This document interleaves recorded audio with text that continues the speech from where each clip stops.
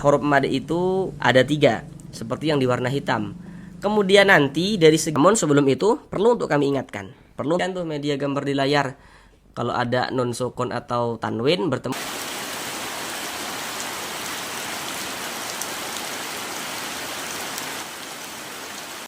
Assalamualaikum warahmatullahi wabarakatuh.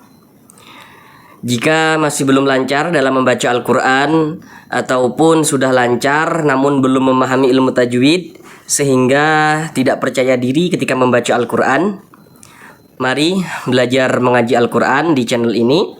Di sini kami akan bantu saudara semuanya, baik saudara yang sudah lansia maupun yang masih muda, yang masih belum lancar membaca Al-Quran, yang masih belum memahami ilmu tajwid.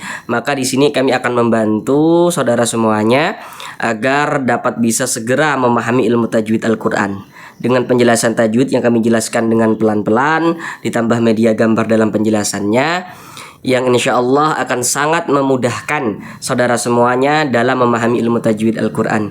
Insya Allah dapat bisa langsung paham, dapat bisa langsung menerapkan dengan sendirinya ketika membaca Al-Quran. Dengan kita mempelajari ilmu tajwid, kemudian kita memahaminya, kemudian kita bisa menerapkan, maka bagi yang belum lancar akan bisa segera lancar dalam membaca Al-Quran. Ataupun yang sudah lancar tapi belum memahami ilmu tajwid, maka dengan kita mempelajari ilmu tajwid tentunya akan memperbaiki bacaan Al-Quran kita, sehingga kita bisa menjadi lebih percaya diri ketika membaca Al-Quran. Baik, langsung kita mulai belajar mengaji Al-Quran kita. Melanjutkan kembali belajar mengaji Al-Quran kita. Sekarang ini kita masuk pada surah Yasin ayat ke-69. Nah, sebelumnya sudah kita bahas surah Yasin ayat yang ke-68. Sekarang kita masuk pada surah Yasin ayat yang ke-69. Mari kita baca bersama-sama terlebih dahulu dengan pelan-pelan. Baru setelah itu sama-sama kita bahas tajwidnya dengan pelan-pelan juga. Bismillahirrahmanirrahim. وَمَا عَلَّمْنَاهُ الشِّعْرَ وَمَا يَنبَغِي لَهُ إِنْ هُوَ إِلَّا ذِكْرٌ وَقُرْآنٌ مُبِينٌ. Mari sama-sama kita bahas tajwidnya, kita pelajari tajwidnya dengan pelan-pelan. Semoga langsung bisa dipahami, langsung bisa dipraktekkan dengan sendirinya ketika membaca Al-Quran oleh saudara semua. Pertama di sini ma dibaca panjang. Kenapa kok ma dibaca panjang? Bagaimana cara kita mengetahuinya? Nah, sekarang perhatikan gambar di layar. Di situ kan ada rumus 1, rumus 2, rumus 3. Nah, kami jelaskan terlebih dahulu cara membaca gambar tersebut.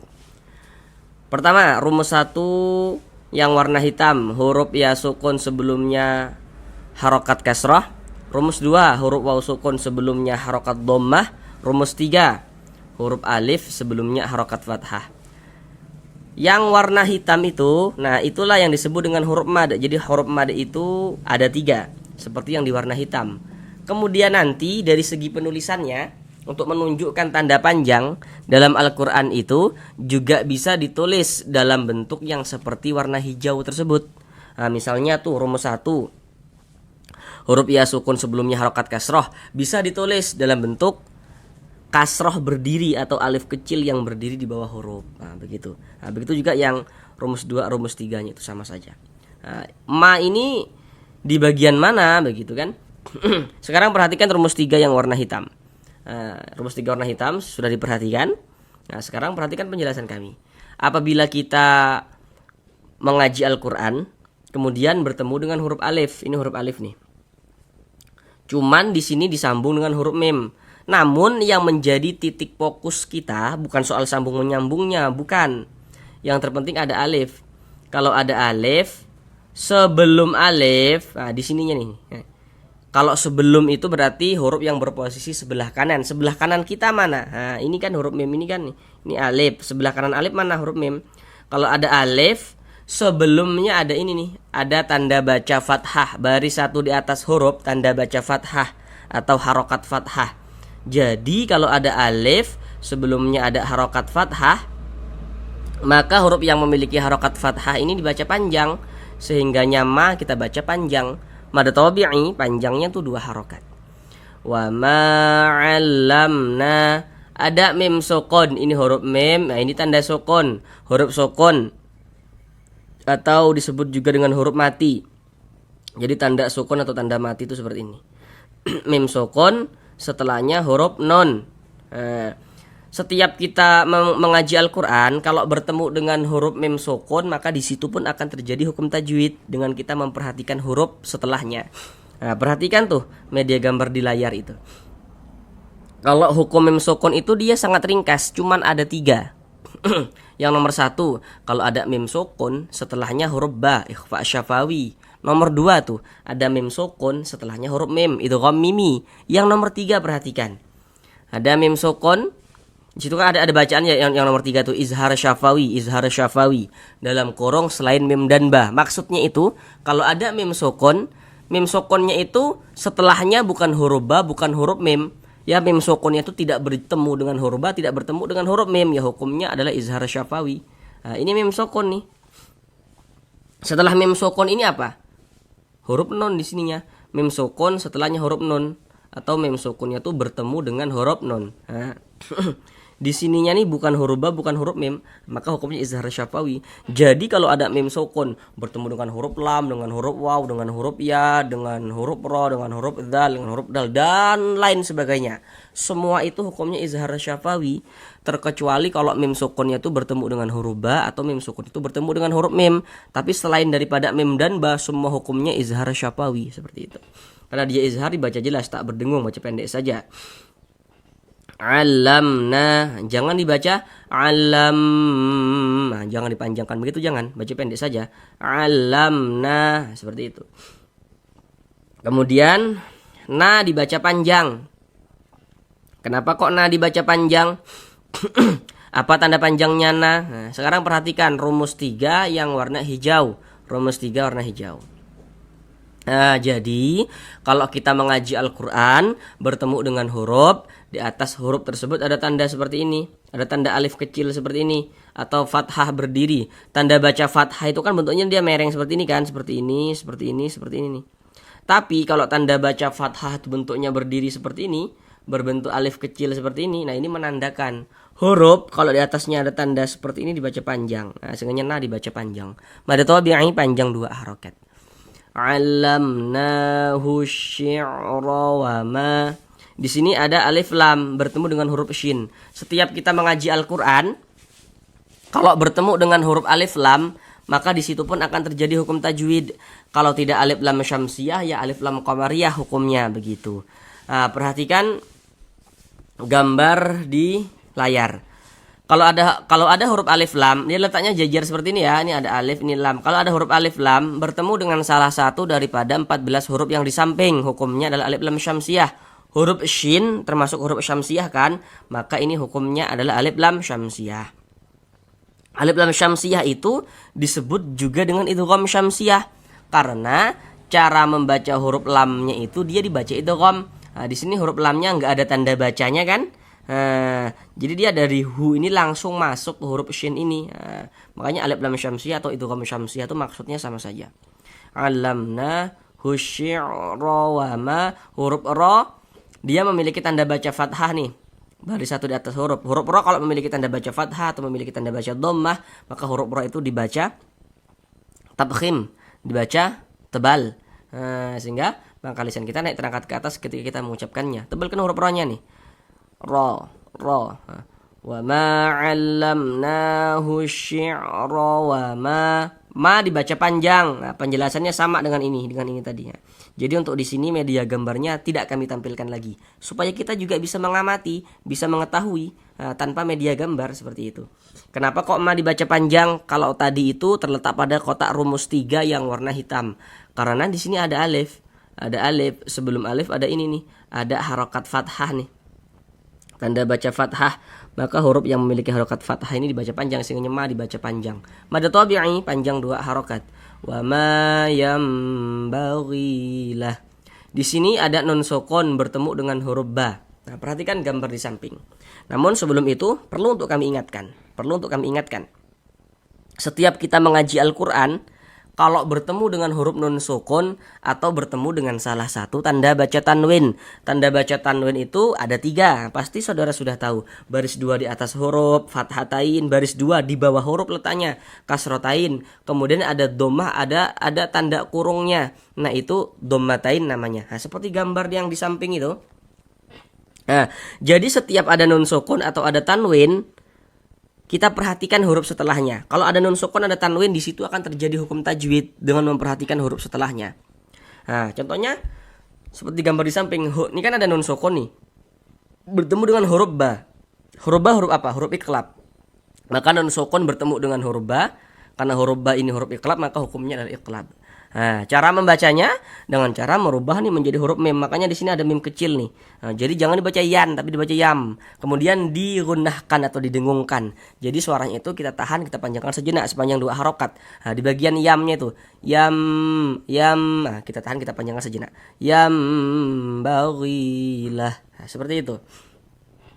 Kemudian ri dibaca panjang. Kenapa kok ri dibaca panjang? Apa tanda panjangnya? Sekarang perhatikan rumus 1 yang warna hitam. Perhatikan rumus 1 warna hitam. Setelah diperhatikan, sekarang perhatikan penjelasan kami. Setiap kita mengaji Al-Quran, kalau bertemu dengan huruf ya sukun, ada huruf ya, ada tanda sukun nih, huruf ya sukun atau huruf ya mati. Kemudian sebelum huruf ya sukun ini, ada harokat kasroh, ada tanda baca kasroh. Baris 1 di bawah huruf ini, namanya harokat kasroh atau tanda baca kasroh. Maka kalau kita mengaji Al-Quran itu kita lihat-lihat, kita perhatikan. Kalau ada huruf ya, ada tanda sukun, berarti huruf ya sukun. Huruf ya sukun, sebelum huruf ya sukun di sininya nih ada tanda baca kasroh, maka huruf yang memiliki tanda baca kasroh dibaca panjang. Sehingga ri kita baca panjang. Mad tabi'i panjang 2 harokat. Seperti rumus 1 yang warna hitam. Yambaghilah. Ini kita baca lah, jangan dibaca lahu. Huruf ha kita sukunkan atau kita matikan. Mengapa begitu? Jadi kalau kita membaca Al-Quran, kemudian kita itu berwakaf, berhenti tepat di huruf yang tidak dibaca panjang, maka hurufnya itu kita sukunkan, hurufnya kita matikan. Ini kita membaca Al-Quran, kemudian kita berhenti nih tepat di huruf ha. Huruf ha kan tidak dibaca panjang. Karena berhenti tepat di huruf yang tidak dibaca panjang, maka hurufnya kita sukunkan sehingga kita baca baghilah, seperti itu. Kemudian nanti saudara pasti akan bertanya-tanya, kenapa kok huruf ha ini tidak dibaca panjang tadi dijelaskan, sedangkan seharusnya huruf ha ini dibaca panjang karena di sini di atasnya ini ada tanda panjang nih. Tanda baca dhammah tuh seperti ini kan bentuknya, tapi kalau ada tanda baca dhammah bentuknya terbalik seperti ini, ini dibaca panjang begitu. Ini hukumnya adalah mad silah. Jadi kalau mad silah itu baik mad silah qasirah kah, mad silah tawilah kah dia begitu.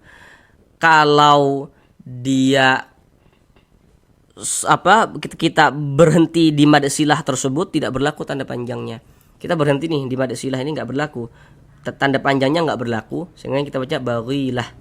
Tapi kalau misalkan kita tidak berhenti di sini, berlaku tanda panjangnya. Lahu in huwa illah, baru hunya dibaca panjang. Tapi kalau misalkan kita berhenti tepat di mad silah, maka mad silahnya gugur, tidak berlaku. Kalau kita berhenti tepat di mad silah. Kalau misalkan kita wasolkan, tidak berhenti di mad silah, baru tanda madnya itu berlaku, seperti itu. Kemudian di sini ada tanda wakaf qaf dengan lam yang bermakna al-waqafu aula. Jadi maksudnya itu berwakaf lebih utama. Jadi kalau menemukan tanda wakaf seperti ini maka lebih utamanya itu kita berwakaf dulu, berhenti dulu, kita ambil napas baru lanjutkan lagi bacanya. Itu lebih utama. Kemudian in huwa illa, non sukun bertemu dengan huruf ha. Perhatikan tuh media gambar di layar. Kalau ada non sukun atau tanwin bertemu dengan salah satu daripada 6 huruf yang di samping, hukumnya adalah izhar halqi. Izhar dibaca jelas, tak berdengung. Yang dibaca jelas itu apanya? Bunyi non sukun yang dibaca jelas. In. Nah, kemudian tidak didengungkan, baca pendek saja. In huwa illa. Jangan dibaca in.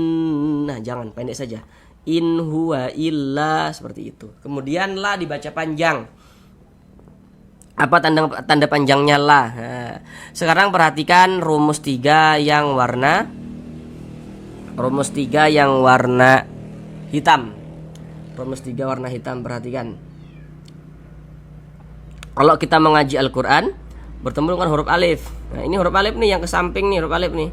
Sebelum alif ada ini nih, ada harokat fathah nih, ada tanda baca fathah.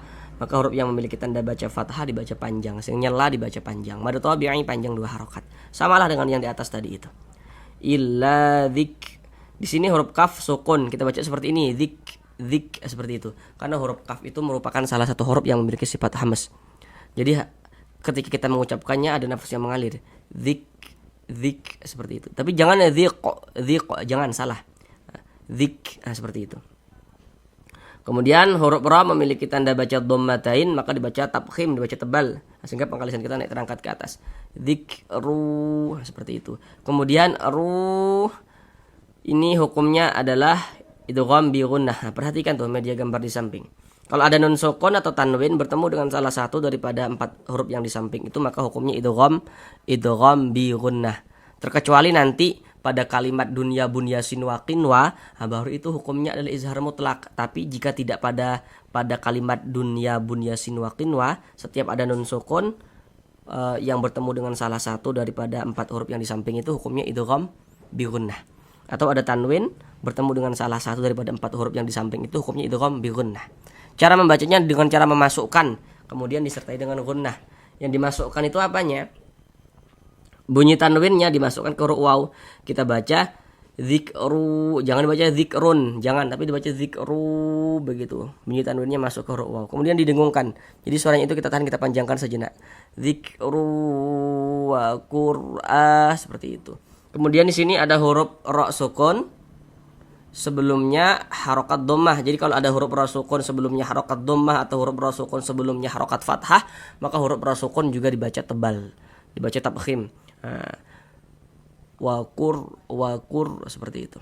Wakur dibaca panjang. Tanda panjangnya apa ini? Pertama dulu yang perlu untuk kita ketahui, kalau ada alif, ada tanda bacanya, maka itu bukan huruf alif tapi huruf hamzah. Ini alif ada tanda bacanya huruf hamzah. Ini alif ada tanda bacanya nih huruf hamzah. Kalau alif dia tidak ada tanda bacanya. Kalau ada alif ada tanda bacanya itu huruf hamzah, seperti itu. Ini hukumnya adalah mad badal. Mad badal. Kenapa kok dikatakan mad badal begitu? Karena ini ada huruf hamzah. Kalau ada huruf hamzah tuh dibaca panjang karena dia memiliki tanda panjang, itu adalah mad badal. Jadi kalau ada hamzah yang mendahului daripadanya huruf mad, ada hamzah mendahului daripadanya huruf mad, maka itu hukumnya adalah mad badal. Untuk mad badal itu sudah kami bahas secara lengkap di channel ini. Silahkan lihat di bagian playlist. Di situ sudah kami bahas, pembagiannya juga sudah kami bahas. Ini mad badal. Ini kalau lebih lengkapnya dia namanya mad syabih bil badal.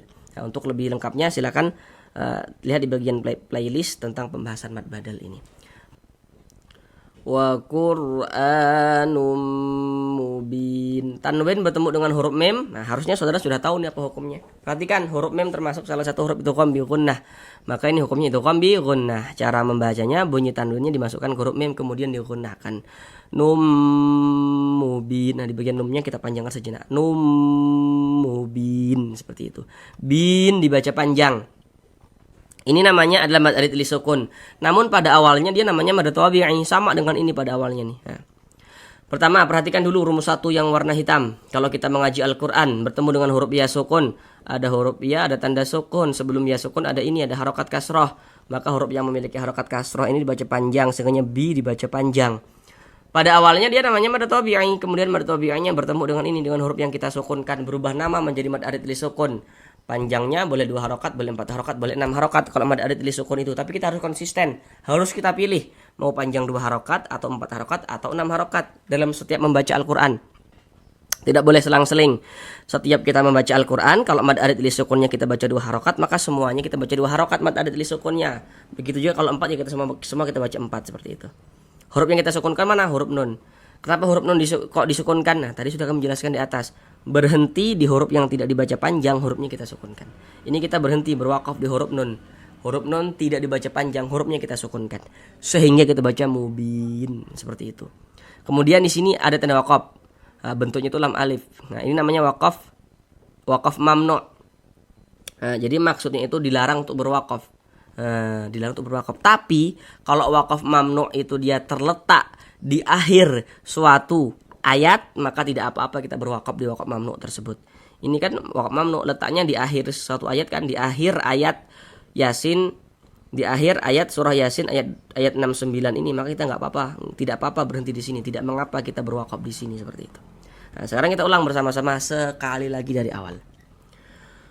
وَمَا عَلَّمْنَاهُ الشِّعْرَ وَمَا يَنبَغِي لَهُ إِنْ هُوَ إِلَّا ذِكْرٌ وَقُرْآنٌ